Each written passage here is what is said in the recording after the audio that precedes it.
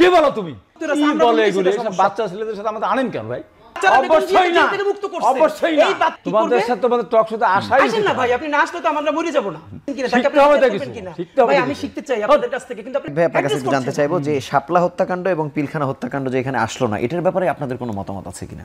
না, শাপলা হত্যাকাণ্ড পিলখানা হত্যাকাণ্ড 90-তে এক জিনিস না। মানে এটা যে আসেনি, মানে সেটা নিয়ে আপনাদের কোনো না, অবশ্যই এটা বিচার তো হবেই। শাপলা চত্বরে হত্যাকাণ্ডের বিচার হবে, পিলখানাতে বিচার হবে। কিন্তু এটা ঘোষণাপত্রে আসার মতো গুরুত্বপূর্ণ মনে হয়নি। গুরুত্বপূর্ণ কেন হবে না? গুরুত্বপূর্ণ তো হওয়া উচিতই ছিল। তারপর এটা হবে। এটা এই কতগুলো জিনিস আছে লিখলেই গুরুত্বপূর্ণ হলো না। তাহলে একই কথা 7 নভেম্বরও রাখা দরকার ছিল না, 90 রাখা দরকার ছিল না, 71 থেকে চলে আসতাম না। 7 নভেম্বর একটা প্রেক্ষাপট, 90 একটা প্রেক্ষাপট, 24 একটা প্রেক্ষাপট, 71 একটা প্রেক্ষাপট, 52 একটা প্রেক্ষাপট। 47টা কেন নাই? 47টা তো আমাদের ব্রিটিশ বিরোধী আন্দোলনের একটা সমৃদ্ধ ফসল ওইটা। আর এই যে পিলখানা হত্যাকাণ্ড, এটা একটা আমাদের সশস্ত্র বাহিনীর মধ্যে একটা ষড়যন্ত্রের মধ্য দিয়ে একটা ঘটনা ঘটেছে। শাপলা চত্বর, ওটা যদি শাপলা চত্বরের 4 এপ্রিল তারা চলে গিয়েছিল, তখন আমি জেলে ছিলাম। 5ই মে যখন তারা 4 জায়গায় অবস্থান নিল, তারপর হঠাৎ করে দেখলাম তারা এখানে চলে আসে। কিন্তু এটা না থাকার কারণে ওখান থেকে ওইটা তো রাজনৈতিক বিচারের গুরুত্ব অনুযায়ী বিচার তো হবেই। বিচারের গুরুত্ব ঠিক আছে, কিন্তু এটা রাজনৈতিক যদি এরা 9 বছর আন্দোলন সংগ্রামের ফসল হলো না। 9 বছর আন্দোলনে যত মানুষ জীবন দিছে, তার থেকে অগণিত বেশি মানুষ শাপলায় জীবন দিছে না, পিলখানায় দিছে না, এবং তার চেয়েও বেশি কি 24-এ দিছে না?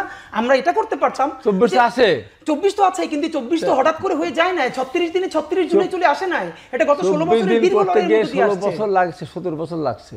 এই 17 বছরে যতগুলো হত্যাকাণ্ড সংঘটিত হয়েছে, 36 দিনে তার চেয়ে বেশি হত্যাকাণ্ড সংঘটিত হয়েছে। এত অল্প সময়ে এত হত্যাকাণ্ড বাংলাদেশে কিন্তু সংঘটিত হয়নি। এই জন্য 24-এর একটা গুরুত্ব তো আছেই। আমার কথা হলো যে আমার 90-এরও গুরুত্ব আছে। 90 তো আমরা নির্দিষ্ট কজে আমরা আন্দোলন করেছিলাম। সেখানে দেখা মাত্র গুলি, 144 ধারা ভঙ্গ করা, দেখা মাত্র গুলি।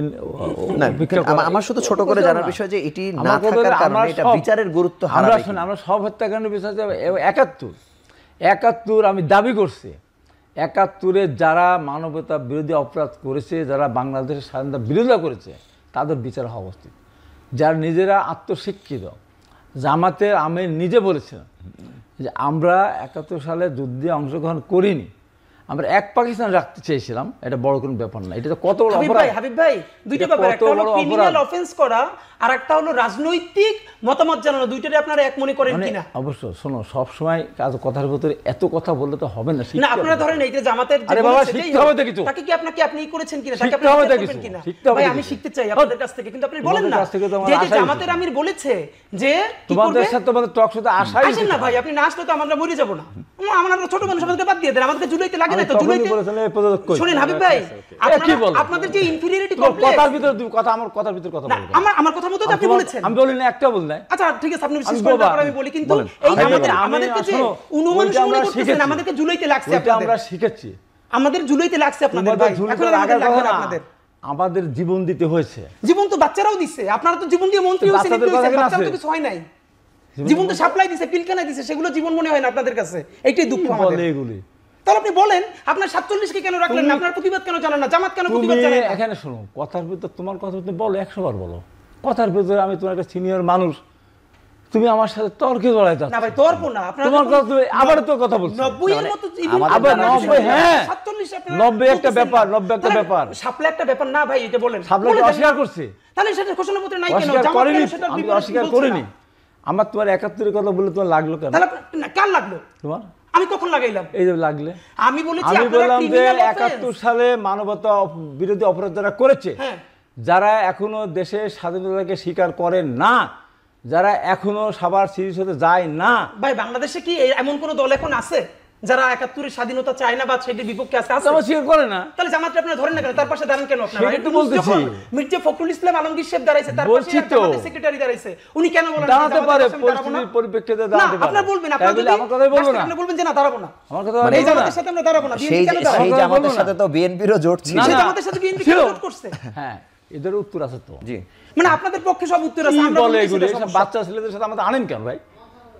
কে বলো তুমি এই আমি এই দেশে এই দেশে বাচ্চাদের আপনারা জেল থেকে মুক্ত পেয়েছেন, অবশ্যই না, অবশ্যই না, এই বাচ্চারা বেগম জিয়াকে জেল থেকে মুক্ত করছে, অবশ্যই না, এই বাচ্চারা বেগম জিয়াকে সবথেকে সম্মানের সাথে বিয়ে করছে, এই বাচ্চারা আপনারা পারেন নাই, অবশ্যই না পারলেন না, সেটা আপনারা দেখেন জনগণের ভোট আপনাদেরকে কি দেয়, দেখেন যদি একটা সুষ্ঠু ইলেকশন হয় অবশ্যই আমরা মুক্ত হতাম।